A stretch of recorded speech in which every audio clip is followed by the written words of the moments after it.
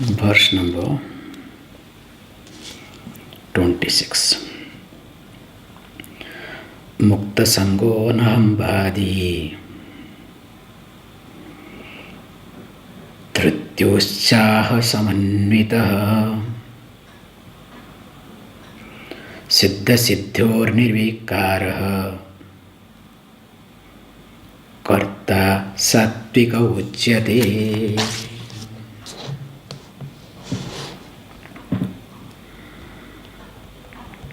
From 18 to 40, we had this unique approach where first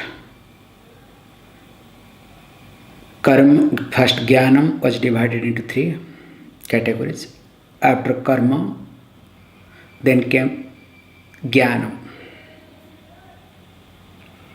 After jnanam, now from this verse number 26, 27 and 28, Lord Krishna wants to divide called Karta. Verse number 26, Satvic Karta, 27, Rajasic and 28, Tamasic.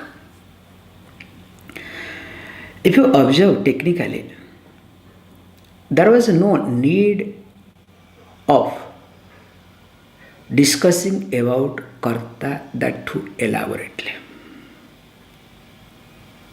Because if a person's karma is sattvika, so that person becomes Satvic Karta. If the person's karma is rajasic, that person becomes Rajasic Karta. And if the karma is predominantly tamasic, that person becomes Tamasic Karta.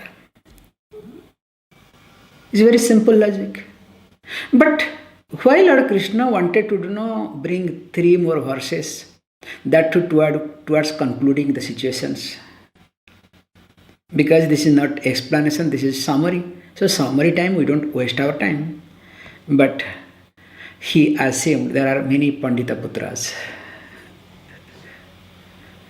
So he assumed not only Pandita Putras, sometimes you think yourself that you are a Bruhaspati. Basically you are a Pandita Putra. So Pandita Putra means Murkha ityartha, okay? But the one who thinks being a Pandita Putra, being a Murkha, thinks himself or herself, I am Bruhaspati. Who is a Bruhaspati? Guru of all Devatas, okay? So it's called a Bruhaspati. We have a beautiful expression, okay? So for this sort of thinking, people, he thought, look, there are people like that. So let me give a little bit, more explanation regarding this.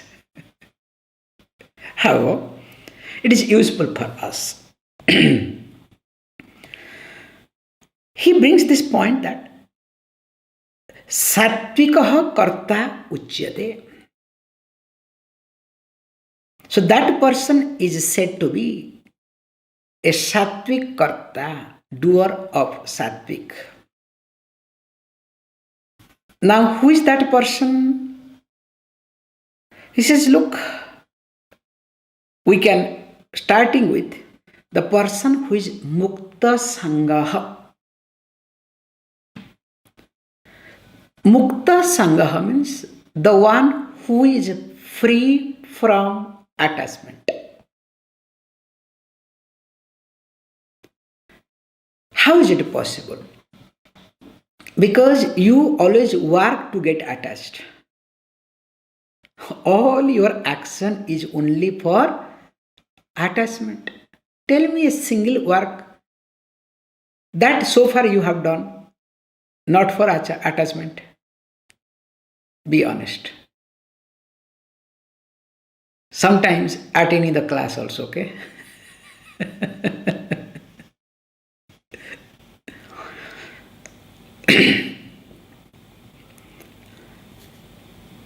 But here is being highlighted the person who does karma for detachment, means the one who uses karma as a temporary means to grow out of karma. And how is it possible? Because if you observe, a common person mind especially is very extrovert.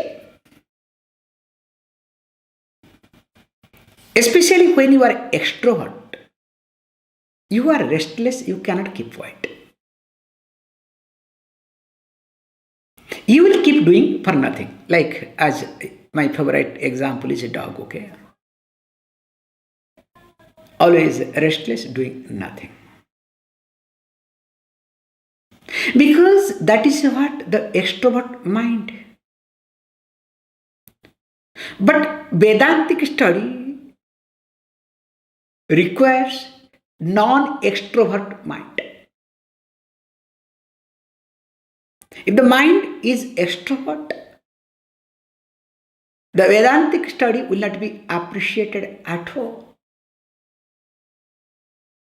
So in that case, what we say is, we need to do karma because of extrovertness, but using that karma as a means, that too temporary means, to grow out of karma. That's why when a person does karma knowing that I am extrovert, must be aware of kartutvam, sense of doership. How far I am doing, what for I am doing. Each and every moment the person must be aware of doership over there. Or else what will happen? Instead of me being akarta, means me being non-doer, I will get into doership. Not only I will strengthen my sense of doership, I will also make involve others. Like there are some people when they come, they carry their thick energy, okay? So, so everybody must be part of it. Very disturbing energy. And sometimes other gets really suffocated. Neither you can say the person anything, nor you can tolerate. Because sometimes I go through, okay? And especially when I am in Orissa, I go through much more.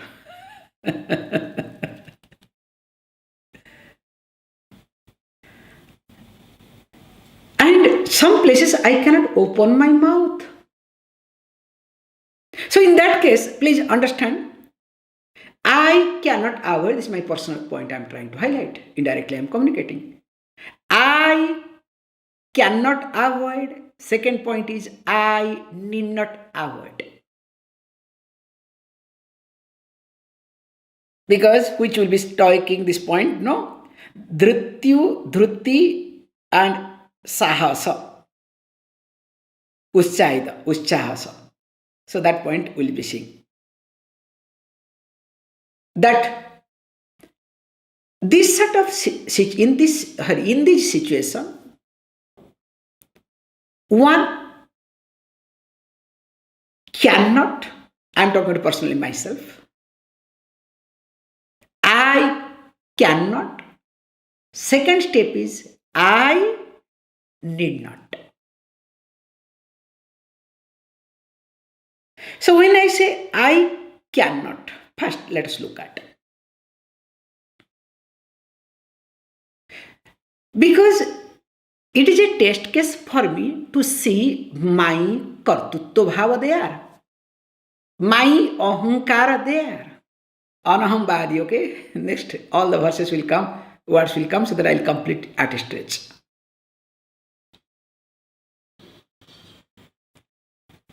I get an opportunity because of that person to see myself. How much I am getting dragged, at the same time I am able to maintain myself. That's why I cannot. Secondly, I need not. Why I need not? Because it is their problem. It is not my problem. Let me allow it. Because if I can be helpful, fine. If I cannot be helpful, the person himself or herself will get dropped. Why should I be part of the game? Let it happen. Let it get unfold. So that is called maturity. So in life, sometimes you don't have to respond. That is called maturity. Especially, I'm sorry, I am now today in the favor of men, okay? After marriage of many years, okay? After married life, men, what they do? If they are intelligent, they don't respond at all. Problem is they don't respond in home, but they respond in office very well, okay? So all it gets multiplied and becomes more problem there. But in home, sthita pragya, okay? It is not sthita pragya out of fear, okay? Because they know they cannot handle, so better to keep quiet, okay? This is the truth, this is the reality. However, here, I must understand that karma is a means. That to make me free from karma phala. I am doing karma not for anything, but to make me free from karma phala. Can you see this point? I will give you a beautiful example how. I remember in my childhood also, in our those days childhood, we used to play cricket. Most of the time when we came back from the field fighting, other than fighting, there was nothing, okay? While going time, enthusiastically, we'll join together, let us go for a play. So our main focus was on play. But once we started playing, then what happens? Somebody thrown, and suppose I could not bat, I became out quickly. What happens to me there? My ego is hurt. Then I create a mess. No, it was no ball because those days there will be no umpire. So whatever majority decides, that is a final. So then there will be fight. Or I was bowling, I want to bat fast. I'm talking cricket, okay? Even in badminton, everything, okay?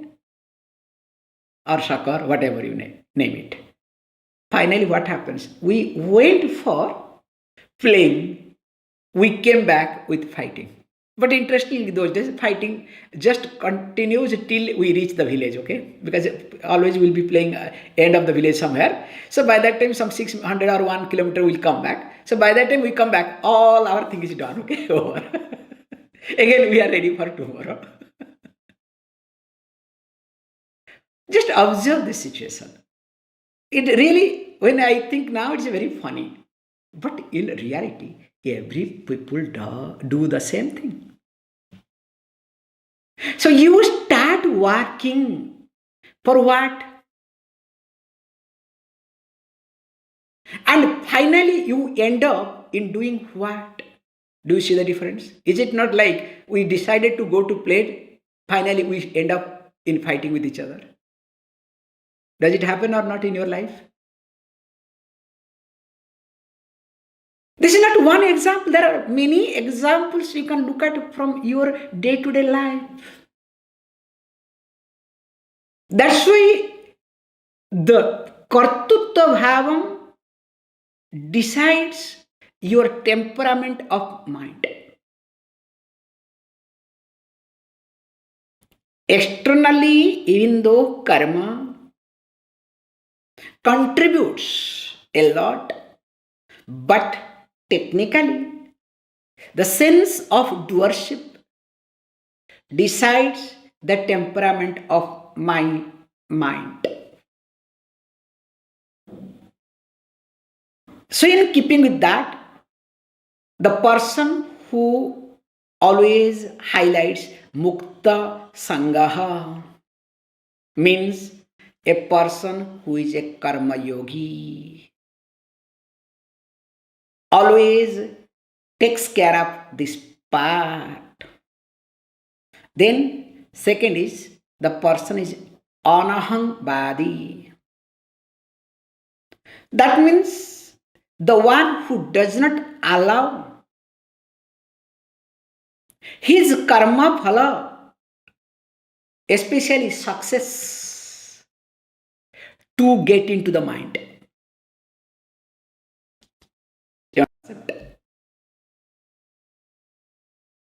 Generally, when you do karma, the moment little success comes, does that success get into your mind or not? All your feather, okay? How? Especially in school days, I can bring all this children time, okay? Because that is very visible, okay? The child goes to the school. If that day somebody has appreciated, oh, you are so nice, so cute, so good, what will happen to the child? The moment sees mama, papa in the school outside, mama, do you know that person told me I'm so good, so nice looking, so beautiful? Or get some good mark, one certificate, what happens to the child? That certificate or that thing will preserve it. Whoever comes to the home for 6 months, first thing is will show to that, to everybody. Does it happen or not? So the success gets into the mind of the child. Does same thing happen to you or not? Problem is with the child. Child becomes, transparent. You are deceptive. This is the difference. And because you are deceptive, that's why confusion, stress, all other problem. Child doesn't have. Because at least child is transparent. Anham badi means not allowing my power positions, my status to take over me. That means I am not attached to any sort of bada, any sort of opinion related to me, ahankara. Aham bada, aham badi, anaham badi. Whatever opinion is being created by me or by the society, and I have endorsed, that bada is related to my ahankara. So aham and bada when joined together, now what happens? I becomes aham badi. Then what happens? I always puts myself first. Mamatvam comes. What is my role? What I am going to get out of it? Will I be acknowledged? Will I get something? Is it really required? If I don't get anything, then why should I waste? And that person is always calculative. How much I do and how much I am getting. Whether my getting is more than doing or not. always in calculation mode. So ahambadi also is a mamakara fellow. Always me, and me. Without me, the person will not do anything. That's why I called this ahambadi will be having a thick energy. Very gross energy. Thick means what? Gross energy. Whereas here is anahambadi, the one who avoids mamakara. And this only can happen when there is a grace of Guru and Ishvara. Other than that, sorry. That's why in the beginning we had seen this amanitum, adambhitam, ahimsa, kshanti, arjavam, etc. Which actually takes care of it. Okay, then we should see next one. Dhruti ushah samannitah. So dhruti means resolve. That means the person is able to decide something and sticking to that decision. Perseverance. Ityartha. Because what happens? You decide something, then you change. And when you change, you put the blame on others. Because you don't decide. Can you see this mind? But you take credit. It's my decision. You understand? So dhruti means you decide, you stick to it, you give priority, you continue, even if you are a failure, even if you burnt your finger, you continue. Not convenient, wash your hand. You are not escapist, remember. And when dhruti is there, sometimes that ushah will not be there. The cheerfulness, enthusiasm will not be there. The enthu will come down. No, that is to be maintained. That's why dhruti, ushah, samannita, these two has to be together. It's an amazing point to observe. Because remember, if you observe yourself,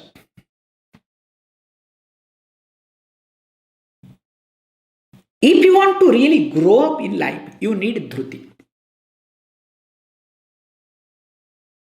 Without dhruti, you cannot grow up. We give the example of this clay ball and rubber ball. If you drop the clay ball, what will happen? It will break if it is hard. If it is sharp, it will stick to the place. Will never come up. Whereas what is a rubber ball? Like tennis balls or whatever. What happens to that? Keeps jumping. Life should be like that. Keep trying.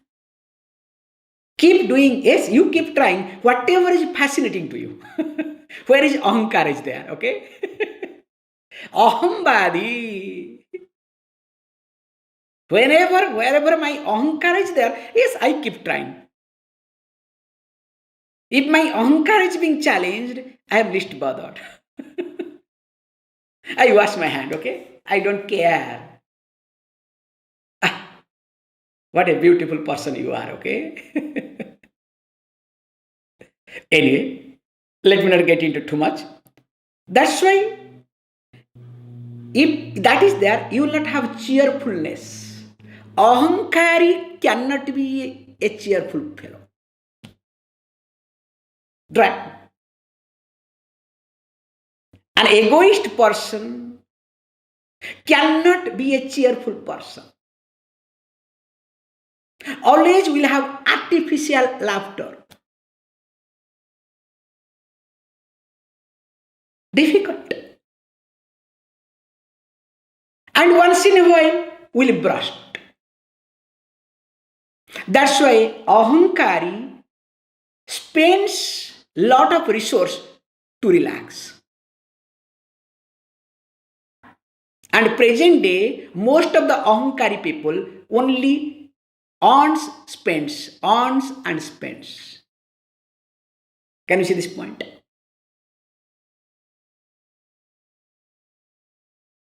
Keeping that, he says, look, in short, if Dhriti, Isha both are not together, the person is not sensitive at all. The person cheats one's own self and externally cheats others. And you cannot rely upon that person at all because the person is always negative. And only that time positive when there is some gain. If my ego is there or my things is being taken care, that time will be very positive. If I am not there, sorry. I don't bother. So everything starts with negativity. Everything starts with confrontation. However, this is not healthy at all. Then he says, Siddha Siddhyo Nirvikaraha. Siddhi and Asiddhi. Generally, if you observe, the person when achieves something jumps. Also when does not achieve jumps, okay? But different way. That's all. Here is being said, the one who is nirvikaraha, that means the person who is not affected, unaffected ityartha. Siddhi and asiddhi with reference to success and failure. Means, in short, the person who is having balanced mind. The one who enjoys balanced mind, not enjoys ahankar. Look at yourself. Do you enjoy your ahankar or do you enjoy your balanced mind? You know better, okay? If you are enjoying your ahankar, if not today, tomorrow you are going to break down. But once you start enjoying your balanced mind, you always see things different. That means this elation and depression, when both come in life, I consider them as emotion. But those emotions never shadow my discrimination. Can you see this point? Yes, I have elation, something is good, I am really happy, celebrating. Yes, something didn't happen, yeah, true, it's not good. These are the emotions. But these emotions must not overpower, shadow my discrimination. Let these emotions come and go. Let my discriminative power continue. But if these emotions overpowers my discrimination, that means what? It is a disaster. I becomes a moody. I becomes everything other way around. Then finally what happens? Nothing I can do it. Then question may arise, how to get it, how to achieve. Very simple. For this, you need Ishwararpana buddhi, prasada buddhi. Without Ishwararpana buddhi, prasada buddhi, it is not possible. More of it we'll see tomorrow. Om Purnamada Purnamidam Purnat Purnamadachyate Purnasya Purnamadaya Purnameva Vashishyate. Om Shanti Shanti Shanti.